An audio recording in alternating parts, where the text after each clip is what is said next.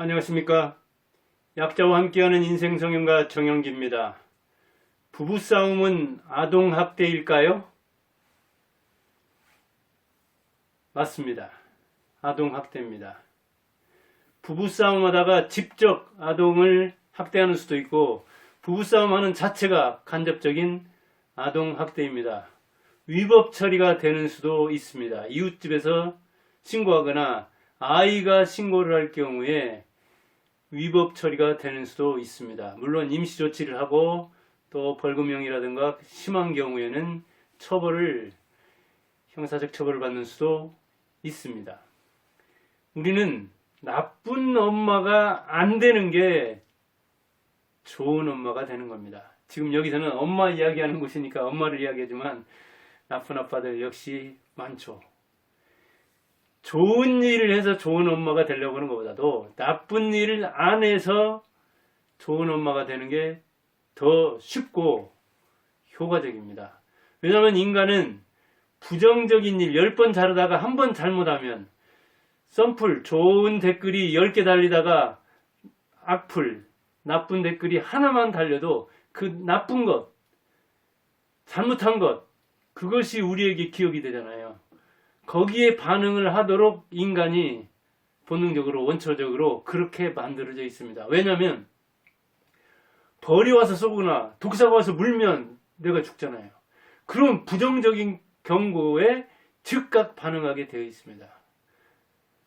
그런 그 위험, 맹수의 습격에 그런 부정적인 반응에 즉각 반응하지 않으면 인간은 살아남지 못했습니다. 그러나 좋은 일, 꽃이 예쁘다, 나비가 날아온다, 산들산들 바람이 분다, 어디서 새가 노래를 한다. 이런 건 우리에게 위험 경고가 아니잖아요. 우리에게 위해를 가하거나 생명을 앗아갈 일은 아니잖아요. 그러니까 그런 일에 대해서는 즉각적인 반응을 못하는데 아이 때부터 말을 못하는 그 영아 때부터 아니 태아 때부터 위험은 심신에 전체적으로 받아들인다고 합니다. 그래서 태아일 때 부부가 싸우면 그러니까 남편과 엄마가 싸우는데 지금 임신한 이 태아가 안에 들어있죠.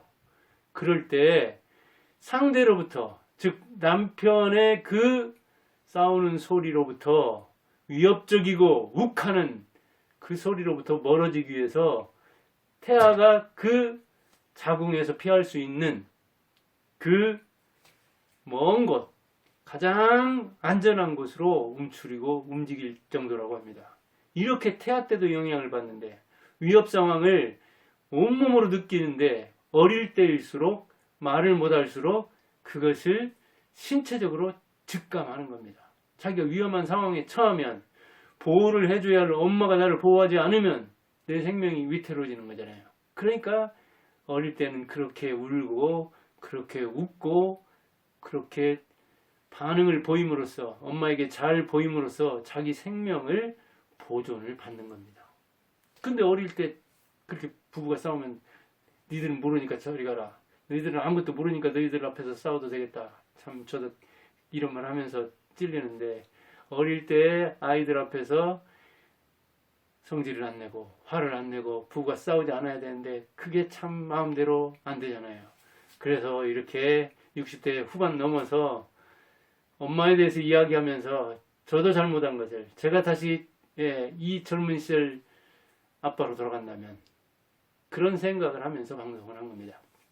무슨 영향을 주는데 부부가 싸우면 왜 간접학대인데요? 정서가 불안하면 공부가 되겠습니까? 마음이 심란한데 스트레스를 받고 있는데 고민이 많은데 공부 안 되잖아요.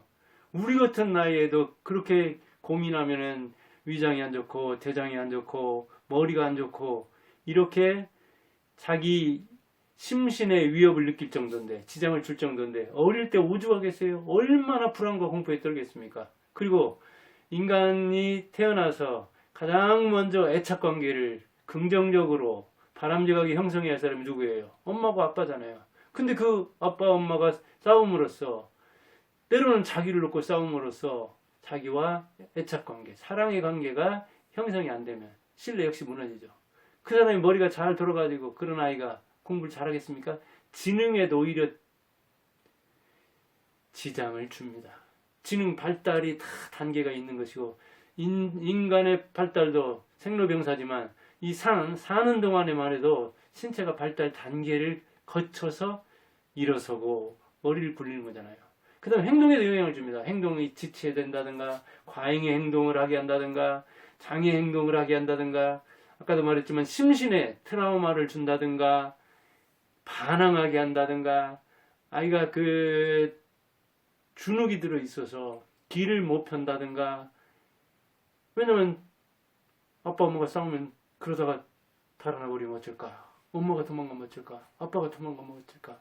나한테 위해를 가면 어쩔까? 하는 그런 불안 속에서 이 인생 기반이 부정적인 데 있으니 얼마나 부실하겠습니까? 그 기초가.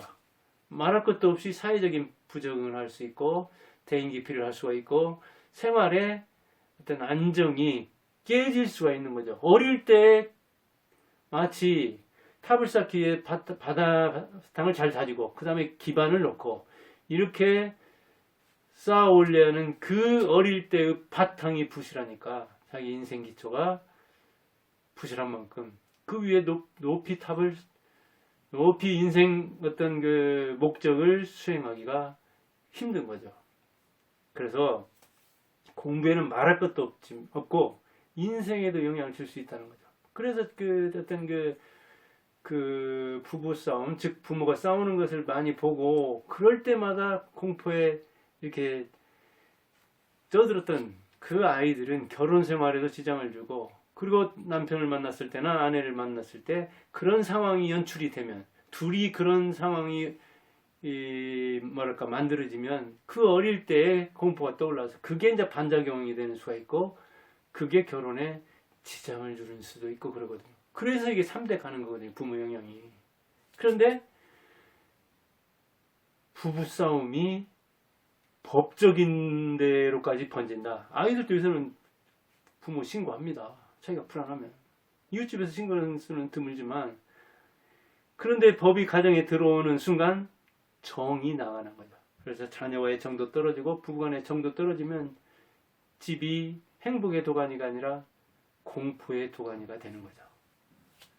그런데 이 부부싸움 안 하기 참 어렵죠. 말로써 자기 감정을 푼다는 거. 자기 정서를 잘 처리한다는 거. 특히 분노, 똥오줌이 아니라 분노. 이걸 깨끗하게, 분노 처리를 깨끗하게 한다는 거. 말로 한다는 거. 분노 해소를 말이나 다른 취미라든가 어떤 자제력이라든가 다른 통로를 통해서 풀 수 있다면 대단한 부부죠. 욱하고 있을 때 아이 있는 데서 그러지 않는다거나 그 장소에 상대를 두고 배우자를 두고 떠난다거나 이럴 수 있는 자제력이 있으면 이거 역시 대단한 거죠. 서로 맞으니까 박수가 되고 서로 엇갈리면 박수가 안 되는데 이게 요즘은 서로 이기려고 하고 상대가 참여하지 왜 내가 참아 내가 뭘 잘못했다고 하면서 서로 이기려다 보니까 그게 잘 안 되는 측면이 있죠. 그런데 이게 자녀 학대다. 우리 둘이 이렇게 싸우는 것이 아동 학대다. 그리고 아동 학대는 자녀의 인생에 지대한 영향을 미친다. 그렇게 생각해도 참을까 말까 그러잖아요. 그런데 그걸 인정하지 않고 무슨 아동 학대야. 우리 때는 다 이렇게 컸는데 다 부모들 싸우는 거 보면서 크는 거지. 그리고 무슨 뭐 이런 게 영향이 있어가지고 공부에 영향 주고 인생에 영향을 준다고. 그렇게 해서 아이들은 아무것도 모르니까 아이들 앞에서 하는 것은 기억이 안 된다고 생각하는데 말할 때 기억하는 게 아니라 말 못할 때 기억한 거, 몸으로 기억한 거, 심신으로 기억한 거, 그리고 그런 상황이 비슷한 상황이 연출될 때 뒤에 자기가 그 억눌린 감정을 프로이트식으로 말하자면 이 잠재되어 있는 우리 빙산의 일각처럼 보이지 않는 것이 바로 빙산의 일각에 해당되는 그 보이는 것을 통해서 다 해석할 수 없다. 그걸 푼다고 다 풀어지는 게 아니다. 그래서 우리 아이에게 우리 그 몸속에는 울고 있는 아이가 있고 지금 부부싸움 할 때 이렇게 한쪽 구석에 웅크리고 숨어 있는 아이들이 있고, 조마조마 저녁에 언제 또 비상이 걸릴까? 언제 부모가 술 마시고 오면 화낼까? 어머니 때릴까? 이런저런 생각을 한 그 아이들이 제대로 인생관을 가지고 가치관을 갖겠냐고요. 그런데 그게 아동학대라는 것을 자기 부모 보고 이렇게 배워가지고 못된 버릇은 잘 습득하는 측면이 있잖아요. 그게 문제가 안 된다고 생각하는 사람과, 또 한쪽에서는 부부가 생각이 달라서 그게 말로만 이렇게 말소리만 높여도, 서로 이렇게 그 말싸움만 해도 어마어마하다고 생각하는데, 뭐 막 물건이 날아다니고 뭐가 깨지고 이럴 정도라면 그 아이의 심신도 부서지는 셈이 되는 거죠. 그걸 인정해야 서로. 그리고 내 몸처럼 남의 다름을 내 몸처럼 사랑할 줄 알아야 되는데, 다른 사람이 틀렸다, 너는 안 된다, 너는 잘못 배웠다, 너희 집이 틀렸다, 내 부모가 틀렸다 하면 부모까지 물고 늘어질 것 같으면 이게 이제 복잡해지잖아요.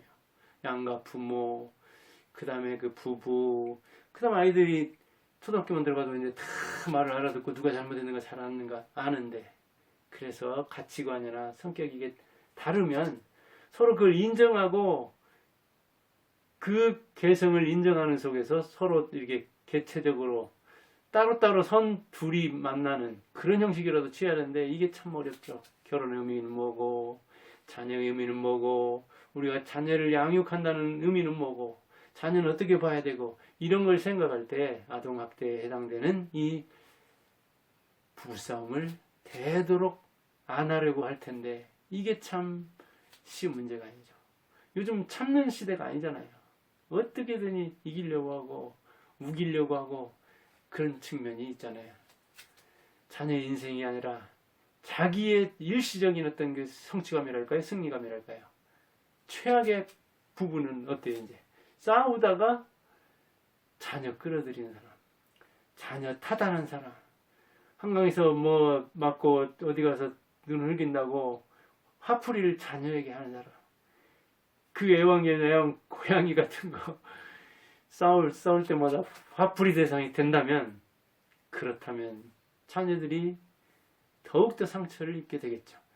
이렇게 해서 우리가 좋은 엄마가 되기 위해서 아이들에게 좋은 언행을 하는 거, 그건 어렵지만은 나쁜 언행을 피하는 거, 그게 더 어렵죠. 물론 그렇지만 좋은 행동 10번 하는 것보다 나쁜 행동 한 번 하는 게 더 영향력이 있을 수 있으니까, 우리 이 인간의 본능상 되도록이면 나쁜 행동을, 언행을 안 하려고 하는, 그 중에 일반 부부싸움은 아동학대다. 그러니까 되도록이면 안 해야겠다는 생각을 갖기를 바라면서 이 방송을 합니다. 감사합니다.